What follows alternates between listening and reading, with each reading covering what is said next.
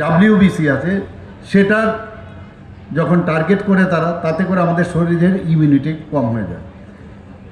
HIV আক্রমণে কিন্তু মানুষের মৃত্যু হয় না, বা এইডসের কারণে মানুষের মৃত্যু হয় না, কিন্তু ইমিউনিটি যখন কমে যায়, এই যে হোয়াইট ব্লাড কার্পোসেলের যখন সেখানে ডিপ্লিশন হয়, তাতে করে শরীরের যে কোনো ভাইরাস বা ফাঙ্গাসই হোক ব্যাকটেরিয়ালই হোক, তখন কিন্তু শরীরের মধ্যে এই অপরচুনিস্টিক যে এই ভাইরাস বা ফাঙ্গাস বা ব্যাকটেরিয়াল তারা কিন্তু আক্রমণ করে। সেটা টিউবারকুলোসিস হোক, সেখানে আমাদের যদি গোনোরিয়াই হোক, সিফিলিসই হোক, বিভিন্ন রোগ, ইভেন ক্যান্সার পর্যন্ত, শরীরের ইমিউনিটি যদি না থাকে যে কোনো রোগে কিন্তু আক্রান্ত হয়। তো এটা আমাদের জন্য খুবই চিন্তার বিষয়, কারণ ত্রিপুরাতে অনেক বেশি এখন বিশেষ করে কম বয়সের ছেলে মেয়েদের মধ্যে এই প্রবণতা দেখা যায়। তো তার বিরুদ্ধে আমরা বিভিন্নভাবে প্রতিরোধ যাতে হয়, ওএসটির ব্যবস্থা আমরা করেছি, যাতে করে বিভিন্ন হসপিটালে আমরা সেই কাজটা আমরা করেছি। ওএসটি নিলে কি হয়, যে যারা ড্রাগ সেন্টারে, এই ডি অ্যাডিকশন সেন্টারে যায়, তাদেরকে যখন ওএসটি দেওয়া হয়, তাতে করে তারা খাবে ঠিকই, কিন্তু সেটা এই অপিওয়েড যে বিষয় সেটার থেকে অনেকটা মুক্তি পাবে।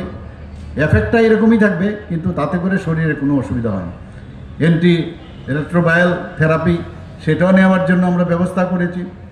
এবং দেখা গেছে যদি এই ভাইরাল লোড যদি কম থাকে শরীরে, তাহলে next even mother to child সেখানেও যে যাওয়ার একটা প্রবণতা থাকে, সেটার থেকেও আমরা মুক্তি পেতে পারি। তো এই যে বিষয়গুলো, অ্যাওয়ারনেস এবং সেক্স এডুকেশন সম্পর্কে আমাদের ছেলে মেয়েদের বোঝানো দরকার, কারণ এইগুলো যদি আমরা না বোঝাই, তাহলে আগামী দিন একটা বিভীষিকাময় অবস্থা হতে পারে। আমরা এইগুলো নিয়ে কথা বলছি এবং স্কুল, কলেজ এবং বিভিন্ন জায়গায় অ্যাওয়ারনেস করছি। ড্রাগস নিলে কি হয়, বিভিন্ন সময়ে দেখা যায় যে ড্রাগস প্রথমে, যে কোনো নেশা যখন নেয় মানুষের প্রথমবার, তখন তার মধ্যে একটা মানে ইউফোরিয়ার যে ভাব, ইউফোরিয়া যখন আসে, তখন মনে করে যে একটা মানে তার মধ্যে নিজেকে সেলফ সেন্টার্ড না করে সে সবার কাছে একটা মানে সেন্টার অফ অ্যাট্রাকশনের ব্যবস্থা থাকে তার মধ্যে, এবং যা খুশি তাই বলতে পারে। সেটা যখন আমরা মানে শুরুতেই যদি তার মানে কন্ট্রোল না করি, তাহলে সেটা আস্তে আস্তে অভ্যাসে পরিণত হয়। এবং সিমিলারলি এই ড্রাগস যখন নেয়, এই ড্রাগসের প্রথম নেওয়ার পরে যখন তার মধ্যে এই ধরনের ফিলিং অফ ওয়েলবিং হয়, আস্তে আস্তে করে সেটা মানে বদ অভ্যাসে পরিণত হয় এবং সে থেকে আর মানে ছেড়ে আসতে পারে না। এর জন্য এই ধরনের ডি অ্যাডিকশন সেন্টার আমরা করছি। এবং আমি আশা করি যে আমাদের ত্রিপুরাতে যেভাবে আমরা কাজ করছি, জিরো টলারেন্স, মাননীয় প্রধানমন্ত্রীজি এবং মাননীয় হোম মিনিস্টার সাহেব বলেছেন, যারা ড্রাগস পাচারকারী, অর্থের বিনিময়ে যারা করছে, তাদেরকে কোনো অবস্থায় ছাড়া হবে না। এবং আমরাও ত্রিপুরাতে সেইভাবে আমরা যুদ্ধ ঘোষণা করেছি, কারণ এটা কোনো অবস্থায় মানা যায় না।